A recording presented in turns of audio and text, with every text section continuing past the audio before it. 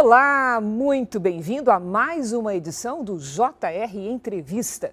Nosso convidado de hoje é um advogado, professor, constitucionalista, integrante histórico do MDB, o ex-presidente da República, Michel Temer.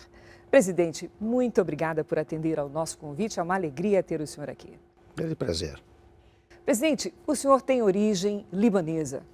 Um momento crítico que está vivendo o Oriente Médio, o mundo inteiro acompanhando com muita apreensão. E agora nós estamos vendo também os combates envolvendo ali a fronteira do Líbano.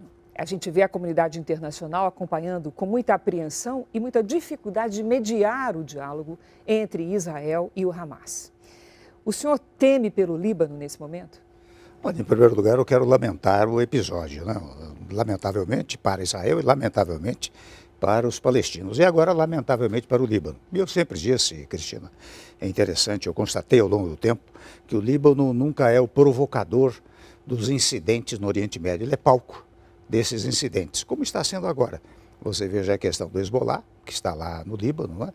E a guerra é contra o Hezbollah, que é uma facção mais ou menos ligada ao Hamas, né? E nisto eu penso que a ONU deveria ter um papel um pouco mais preponderante. Mas eu percebo que ao longo do tempo a ONU perdeu muito da sua capacidade, digamos, de convencimento. Você veja que há resoluções as mais variadas da Organização das Nações Unidas que não foram adiante. Ela é sucessora da Liga das Nações, que surgiu logo depois da Primeira Guerra. E depois a ONU, em face da Segunda Guerra, o objetivo era tentar a paz em todos os países. Mas eu vejo que não há mais, digamos, e lamento dizê-lo, né? Não há muita credibilidade em relação às resoluções da ONU. A ONU teria que interferir um pouco mais acentuadamente. E ainda agora, eu devo dizer, e aqui vai um cumprimento até a atitude do Brasil, porque transitoriamente ocupou o Conselho de Segurança, fez propostas de paz, ou de mediação, que foram aprovadas pela maioria dos membros do Conselho, mas lá existe o tal veto, né? Os países mais poderosos têm a possibilidade do veto. E basta que um país vete que aquela resolução não vai adiante. Eu lamento muito tudo isso e acho que a única solução lá é uma via diplomática que acabe resultando, e isto é coisa tanto dos israelitas, dos israelenses, como também dos palestinos, que num dado momento haja a configuração de dois estados, tal como foi descrita na resolução que criou o Estado de Israel e criou, naturalmente, o Estado da Palestina. Você veja que a autoridade palestina, eu estive várias vezes com o presidente Abbas, eles não são favoráveis a esta invasão que o Hamas fez em Israel. Como de resto, você não pode concordar também com a retaliação. Por isso que, eu volto a dizer, a ação da ONU é fundamental e ela não deve abrir mão desse papel. O senhor destacou bem esse certo descompasso que está havendo entre a autoridade, a capacidade de mediação da ONU e a situação colocada, a situação que estamos vivendo. Aparentemente, a reforma do Conselho de Segurança da ONU atrasou-se e foi atropelada por uma situação gravíssima. Nesse cenário, o senhor vislumbra uma saída? O senhor que tem hábito de vida de buscar a conciliação, o senhor vislumbra uma saída? Eu acho que essas coisas acabam sendo superadas depois de todos os incidentes dramáticos, né, que deixam, né, Cristina, muitas dores de todos os lados, mas elas acabam sendo superadas. É evidente que um conflito dessa natureza não pode transformar-se numa guerra dos 100 anos, como ocorreu no passado, né, no passado mais distante. Então eu tenho a impressão que num dado momento haverá um entendimento. Você veja, eu tomo aqui o caso da Ucrânia e da Rússia, que já tem uma certa longevidade, né, quase mais de um ano, quase 2 anos de conflito. Mas o cenário internacional, a própria, por meio mesmo da Organização das Nações Unidas, estão preocupados com isso. Como preocupados estão agora com esta que é a notícia do momento, esta disputa entre Israel e o Hamas. Eu não digo a Palestina, mas o Hamas. Presidente, como é que o senhor vê a atuação da diplomacia brasileira neste tema? A gente viu um esforço importante do Brasil, que agora preside o Conselho de Segurança até o final deste mês. O Brasil tentou uma determinada declaração, não obteve sucesso com o veto dos Estados Unidos. Agora nós estamos na expectativa dos Estados Unidos apresentarem o seu formato para essa declaração do Conselho de Segurança. Não necessariamente terá efetividade essa declaração, mas é uma postura unificada, tenta-se essa postura unificada.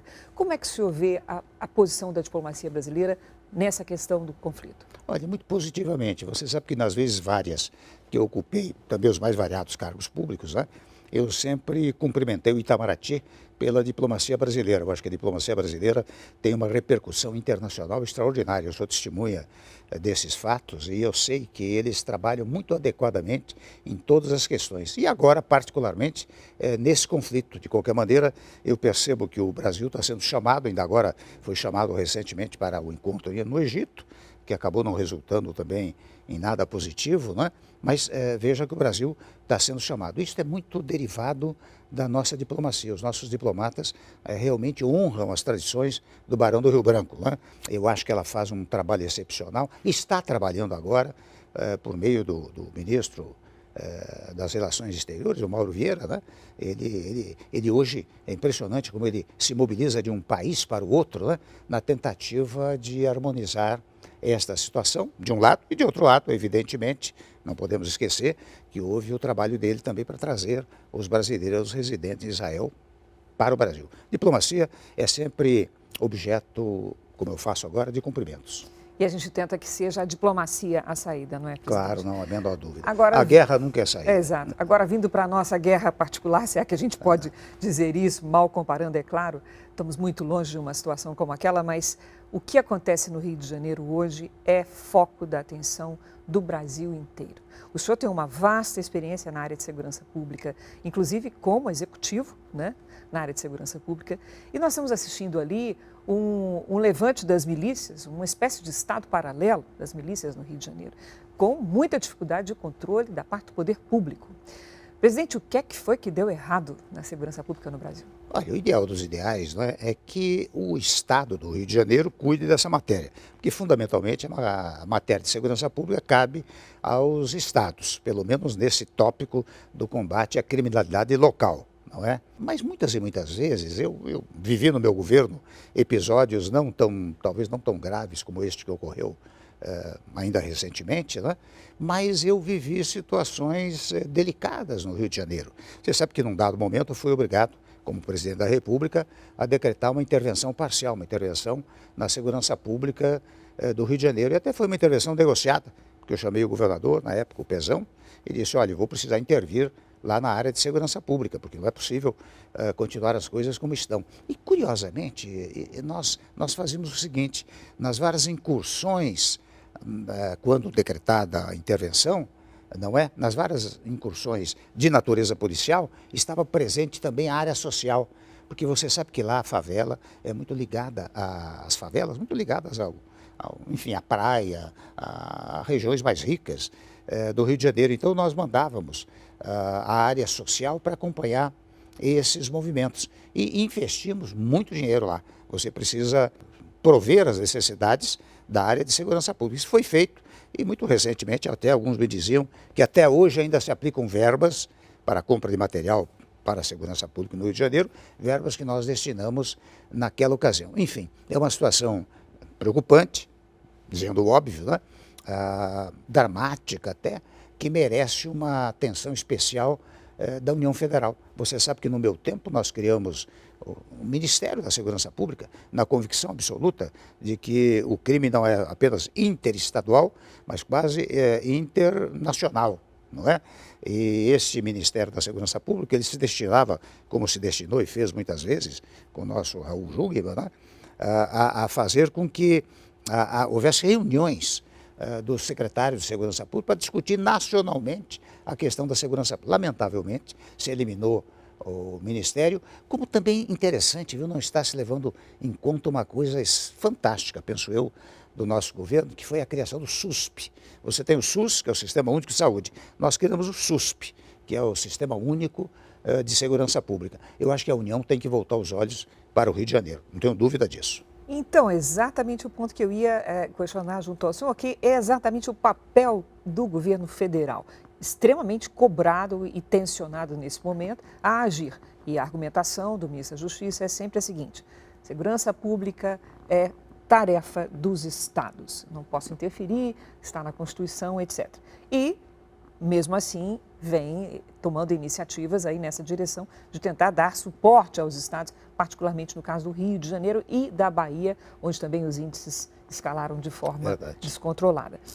O SUSP é uma iniciativa que está sendo cogitada. No entanto, o governo federal descarta a hipótese, por exemplo, de subdividir o Ministério da Justiça e criar o Ministério da Segurança Pública.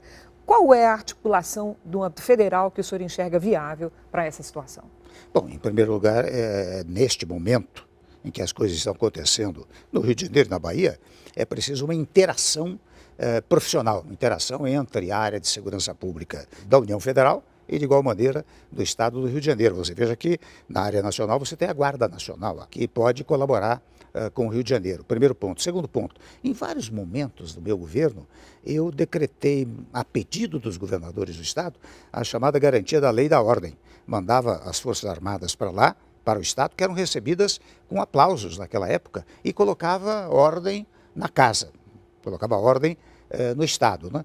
Eu não sei se não é o caso de se examinar esse aspecto nesse momento. É claro que eu dou estes, digamos, palpites, né? Nem são conselhos, mas palpites, com muito cuidado, porque eu estou fora da vida pública, e sobre estar fora da vida pública não estou também em nenhum cargo governamental. Mas eu acho que deveriam meditar um pouco sobre isso, porque não é possível que a população brasileira assista, preocupada como está, os eventos que ocorreram, por exemplo, ontem, na cidade do Rio de Janeiro, né, na capital do estado do Rio de Janeiro, sem uma possibilidade de uma, não digo intervenção, se for o caso, talvez até venha a ser necessária, mas uma intervenção na área de segurança pública mediante uma interação entre a polícia local, não é, e a polícia e a polícia nacional.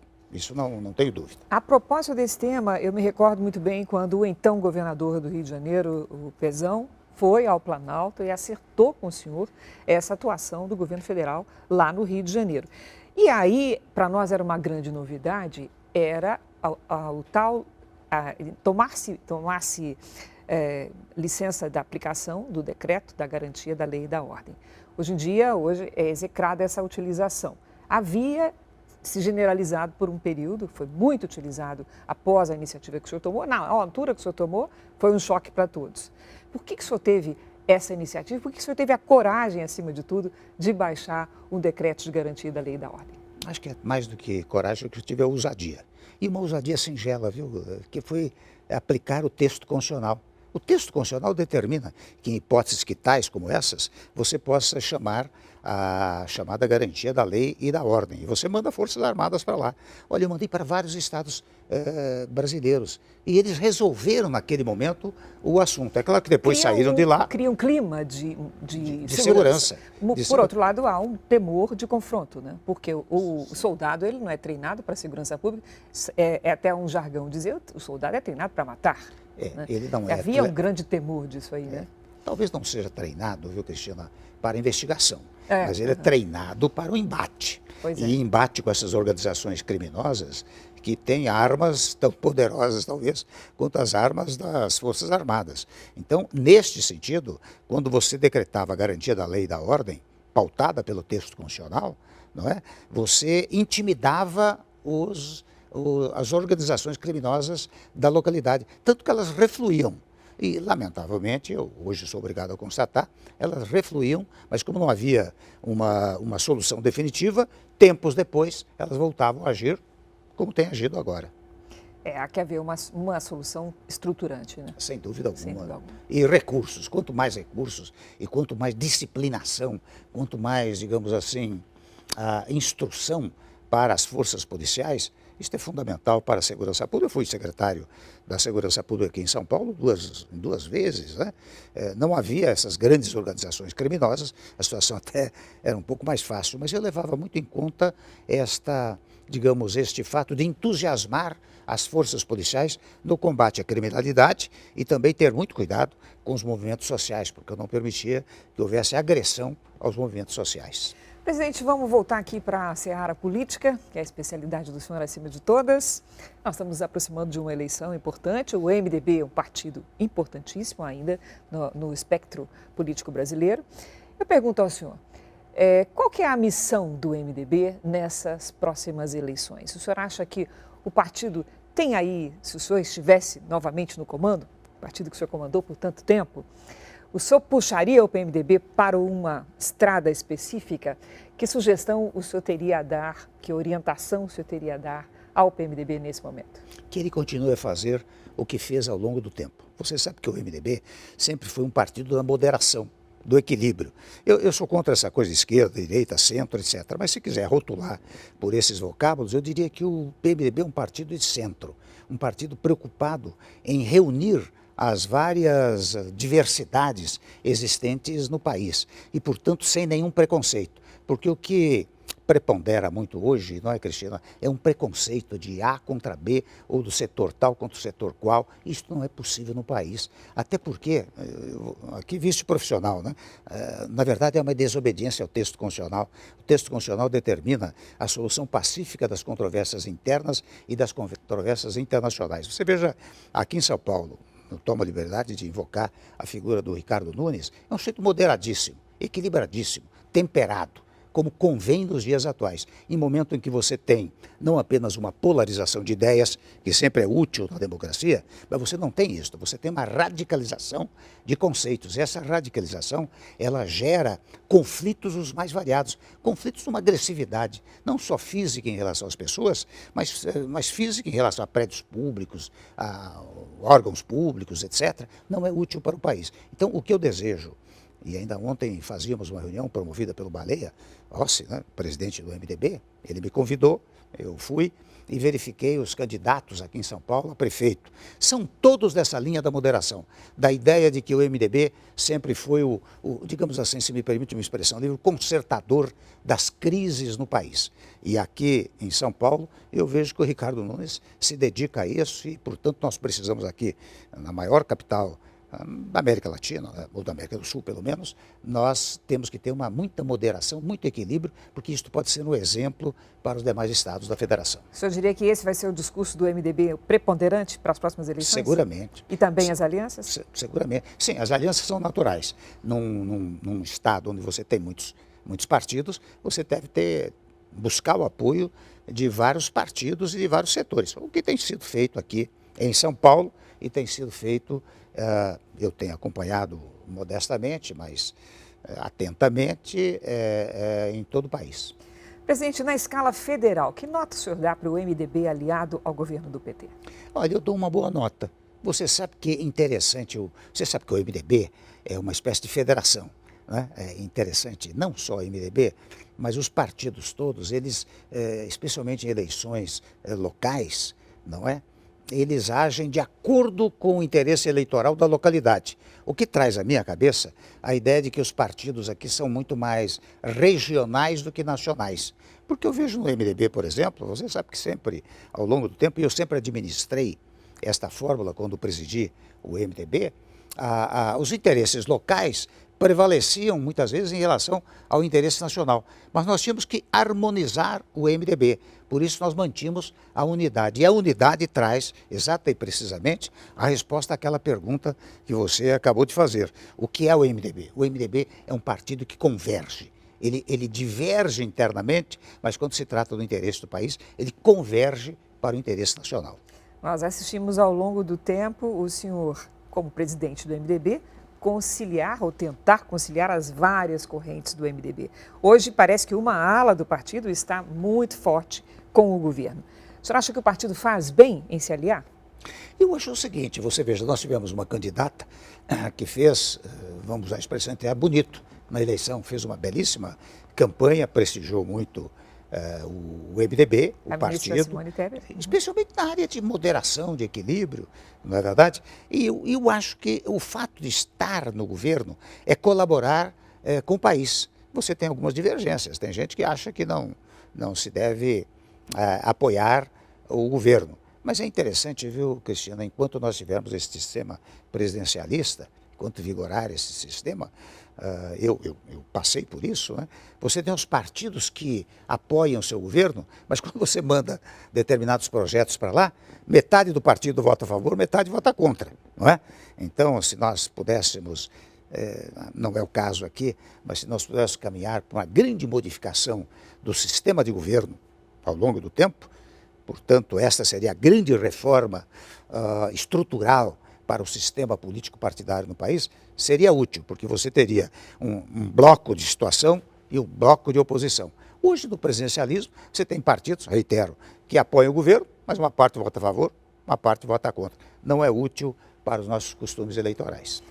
Presidente, a gente conhece muito bem a sua fama e a sua habilidade para conciliação, o senhor acaba de defender aqui boa parte da entrevista, mas também a gente sabe que existem mágoas de parte a parte. Mágoas do atual governo com o senhor, questões históricas relativas ao impeachment da presidente Dilma. No entanto, eu lhe pergunto, o senhor estaria aberto a um diálogo republicano com o governo do PT, o novo mandato do presidente Lula? Eu não me atreveria a isso, porque eu acho que eu estou fazendo outras coisas na vida, primeiro ponto. Segundo ponto, não teria influência nenhuma no país com a minha voz nesta ou naquela direção. E terceiro ponto, de fato, há mágoas, né? Mas mágoas que... A história do golpe, né? Golpe, etc. De vez em quando alguns amigos meus dizem, olha aqui, é golpe de sorte, porque você conseguiu debelar a inflação. Nós tínhamos inflação de 10%, foi para 2,75%. Nós tínhamos um PIB negativo de 5%, foi para positivo de 1,8%. Nós tivemos a queda dos juros de 14,5% para 6,5%. Nós fizemos a reforma do ensino médio, fizemos a reforma trabalhista, sem traumas. Você percebe que não houve uma greve de trabalhadores depois da reforma trabalhista, não se modificou nada até hoje. Nós fizemos o teto para os gastos públicos por uma razão que talvez os nossos espectadores possam compreender. Se você tem uma dívida pública muito grande, você paga juros. E juros é uma coisa que você paga e vai embora, portanto, em prejuízo do país. Pois muito bem, em função do teto que nós decretamos naquela oportunidade, você sabe que ao longo do tempo o déficit caiu de 179 bilhões para cerca de 60 bilhões. Você imagine, Cristina, cerca de 100 bilhões em que você não paga mais juros. Então, eu... digamos assim, com o meu jeito, eu não sou de briga, né? Quando você diz muita mágoa, teve gente que se chateou, eu acho natural. Na minha cabeça é o seguinte, a oposição cabe opor-se, a mim cabe governar. Enquanto a oposição se opõe, eu governo. E foi o que eu fiz. O senhor está otimista, presidente, ou está pessimista ao cabo de aí quase 10 meses da nova gestão do presidente Lula? Eu acho que começou a melhorar. Com muita franqueza. Aqui no Brasil nós temos a mania, né? Quando um governo chega, ele quer destruir o que o governo anterior fez, a herança maldita, aquelas coisas que são habituais. E é um absurdo isso, porque cada presidente viveu um determinado momento histórico. E cada presidente, durante a sua gestão, em face daquele momento histórico, produziu efeitos positivos para o país. Nós precisamos acabar com essa coisa de um governo querer destruir o outro. Então digo eu agora, né? Porque você poderia dizer, bom, o Temer também deve estar magoado, vai falar mal do... Não, pelo contrário. Eu acho que o Haddad, por exemplo, faz uma tentativa extraordinária, área econômica, né? Porque a área econômica é a coisa fundamental para o país. E há certos conceitos interessantes. Você sabe que há poucos dias eu dizia para um grupo a quem eu palestrava, né, que oposição é uma coisa fundamental para a democracia. A oposição sobrevive na democracia e ela ajuda a governar. Por que ela ajuda a governar? Porque ela fiscaliza, ela observa, ela critica e quem está na situação, né, diz, poxa, tem razão nesse ponto. Mas ocorre, Cristina, que a oposição aqui no Brasil não tem esse sentido jurídico constitucional que eu estou dando, ou seja, ajudar a governar. Ou seja ainda, se eu perder a eleição, o meu dever é destruir quem ganhou a eleição. Isso acontece na União, nos estados, nos municípios. Esses conceitos triviais, frugais, que deveriam ser difundidos para que, primeiro, não se fala mais em tal herança maldita, não sei o quê, o governo querer destruir o governo anterior e também a oposição ajude a governar na medida que critica. O senhor entende que quem ganha a eleição tem a tarefa da conciliação? Sem dúvida alguma. Porque quem ganha é vitorioso, não é verdade? Quem é vitorioso, se você acabou de ganhar uma eleição, foi eleito pelo povo, você tem que respeitar aqueles que votaram contra você. Então, se alguém da oposição, meu governo, alguém da oposição diz alguma coisa, diz, olha, tem todo direito, mas deixa para lá, eu não vou responder. O meu dever aqui é governar. Porque na medida que você responde, você alimenta a divergência. Você não consegue nunca a convergência. Você alimenta a divergência. E a função, olha aqui, eu lembro, aqui, me permita lembrar um caso, um presidente 60 e tantos anos atrás, o presidente Juscelino Kubitschek. Eu me recordo, jovem que era, de um movimento sedicioso em Aragarças e Jacareacanga. O Juscelino, logo depois que a sedição foi eliminada, ele anistiou a todos e fez uma declaração à nação. Estou falando de 1959, 60, né? Disse, olha, nós precisamos de paz no Brasil, nós precisamos de tranquilidade, nós precisamos unir os vários setores, sem embargo da divergência de ideias. Acho que isso é que o Brasil precisa.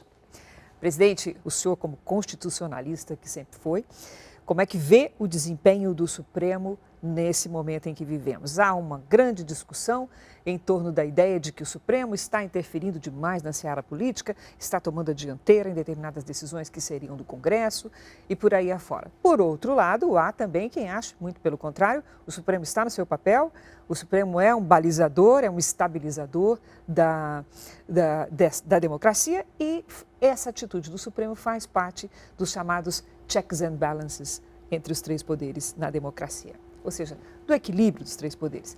A coisa está equilibrada ou não está, presidente? Olha, eu acho o seguinte, Cristina, há uma visão equivocada desse problema. Pelo seguinte, quando você pega o texto constitucional, e o sistema normativo em geral, você tem duas espécies de interpretação.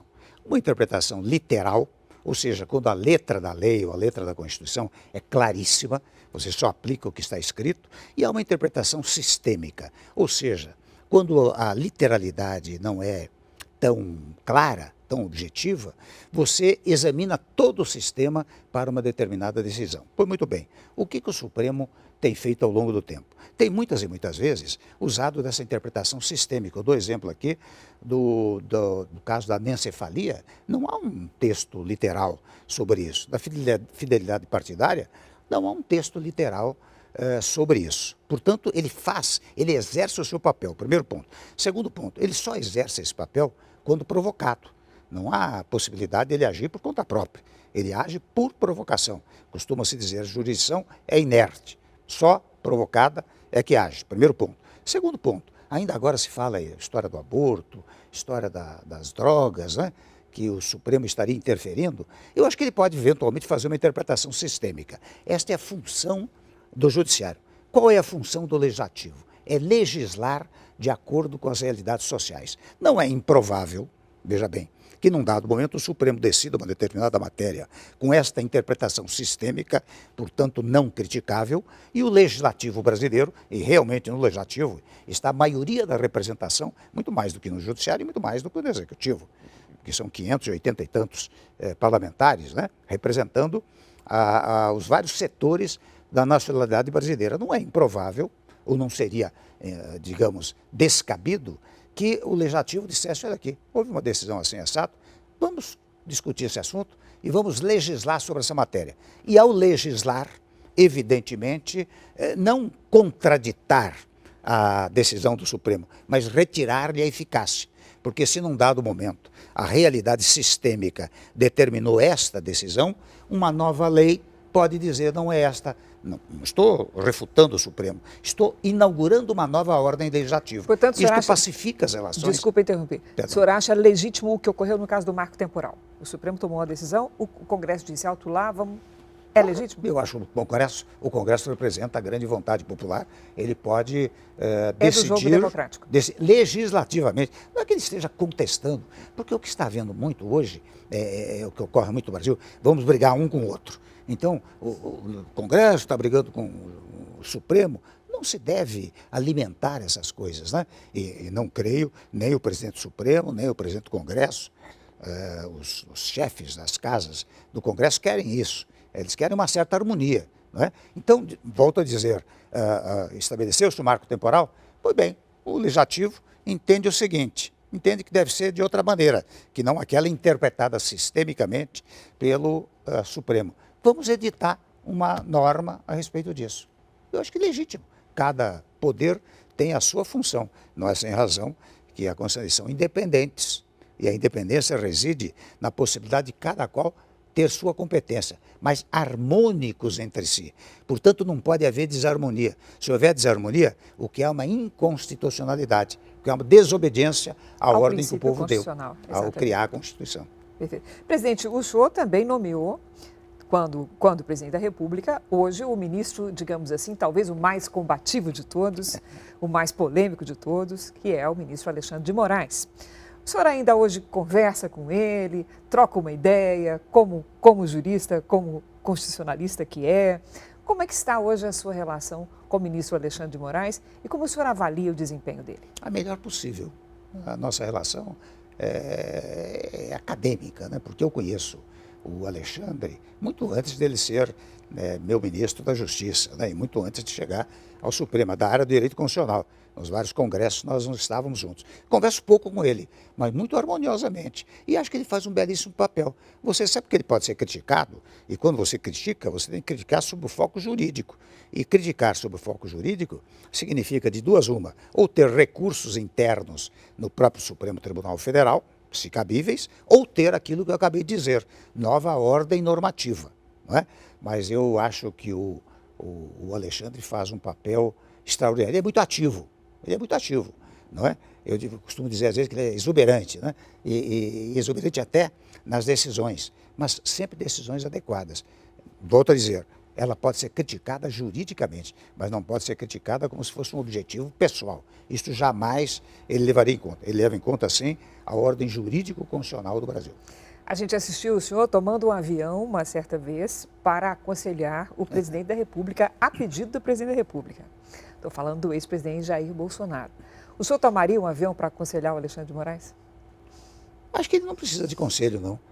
Se houvesse um conflito em que eu fosse chamado, naquela ocasião, havia um conflito entre o Executivo e o Supremo, não é? No particular com o ministro Alexandre de Moraes. E eu fui chamado para isso, para tentar uma conciliação. E você sabe, você vê quando você concilia, como as coisas são rápidas. Isto começou, Cristina, dia 8 e terminou às 15 horas do dia seguinte, quando o presidente, ou então o presidente Bolsonaro, lançou uma carta, uma declaração ao país, não é? Aquilo pacificou as relações naquele momento. Ou seja, primeiro, volto a dizer, conselho, o Alexandre não precisa. Se um dia houver conflito e eu for chamado, eu colaboro, mas é em nome do país. Presidente, o senhor tem uma trajetória longuíssima como parlamentar, presidiu a Câmara 4 vezes? 3 vezes. 3 vezes. O PMDB, sim, o senhor renovou. 15 anos. 15 anos o seu comando sobre o partido. Como parlamentar, eu lhe pergunto, qual o olhar que o senhor tem hoje para a gestão da Câmara? Há um debate intenso no seio da opinião pública quanto a uma espécie de hipertrofia do poder do presidente da Câmara. Como se ele fosse ali quase um primeiro-ministro em determinadas situações, dado o controle que ele exerce sobre a pauta de votação e a influência muito forte sobre os partidos, quase 80% do comando do corpo do parlamentar da Câmara.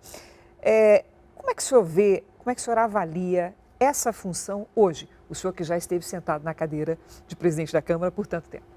Não me parece que haja isso, viu, Cristina? O que há, às vezes, é a divulgação de um conflito quase, eu uso dizer, quase inexistente. Porque é interessante, eu vejo muitas vezes que adota-se a tese de que certos setores do Congresso Nacional não deveriam ter participação governamental. Eu digo a você o seguinte, quando você é presidente da República, há cerca de 500 cargos que precisam de indicações. Você que não tem na cabeça, como presidente da República, 500 nomes. Então é natural que a classe política faça indicações. De vez em quando, para rotular aqui, né, dizia sempre assim, no governo anterior especialmente, que o Centrão não poderia indicar ninguém para cargo nenhum, etc. Ora, se fosse assim, por coerência, o presidente da República teria que dizer, não quero o voto dessa gente aí. Ele já acabaria perdendo uns 180, 190 votos. Como é que um presidente da República vai perder no Congresso Nacional, por uma deliberação dessa natureza, cerca de 180 votos? Não é possível. E esses que lá chegaram, não chegaram por conta própria, chegaram pela vontade popular. E nós temos que obedecer à representação popular. Se o povo os elegeu, é porque eles deveriam ser eleitos, não é? Portanto, Arthur Lira age bem politicamente? Eu acho que É um ele bom presidente da Câmara? age adequadamente, não, eu não vejo críticas, eu não conheço a intimidade, naturalmente, dos diálogos que existem, né? Não saberia dizer. Mas pelo que é retratado, não é? Às vezes de maneira negativa, eu que presidi a Câmara, eu que presidi a República, portanto estive no Executivo e no Legislativo, eu vejo que essas coisas são naturais. Eu tinha um pouco esses problemas no meu governo, mas eu trouxe o Legislativo, como determina a Constituição, para governar comigo, porque as pessoas pensam que o presidente pode tudo, e não pode. Só pode se tiver o apoio do Legislativo. Portanto, quem governa o país não é apenas o Executivo, é o Executivo juntamente com o Legislativo. Ora bem, essa conjugação de forças e de esforços devem estar juntas.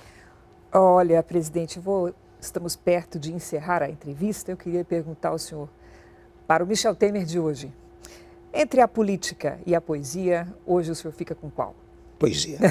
A poesia é melhor. Como é que é o futuro do Michel Temer? É tentar fazer poesia, né? E, naturalmente, advogar, dar pareceres, fazer palestras, que é o que eu tenho feito nesses 4 anos, graças a Deus, e até com muita alegria, porque há um reconhecimento muito grande ao meu governo. Não é? Não há lugar que eu vá em que as pessoas nos dizem, olha, no seu tempo, isso agrada e nos conforta muito. Né? E o senhor tem uma atuação muito interessante nas redes sociais, sempre bem-humorado, encarando com bom humor a comunicação nas redes sociais. Tem uma versão agora moderna do Michel Temer? Esta rede social fez uma visão moderna, porque eu sou um pouco cerimonioso, né? E as pessoas que faziam aquelas brincadeiras na rede social me diziam, olha, você é muito cerimonioso, você precisa mostrar que não há tanta cerimônia assim. Embora haja uma certa liturgia dela, não abro mão. Mas a cerimônia, eu acho que a rede social acabou mostrando um lado que muitas vezes, não é, Cristina, não é o que as pessoas veem e nem é o que você é. Então, quando você, pela rede social, você tem condições de mostrar um pouco o que você é, tanto melhor. Presidente Michel Temer, muito obrigada pela entrevista. A gente agradece muito. O senhor é um eterno convidado do JR Entrevista. Muito obrigado a você. Até a próxima.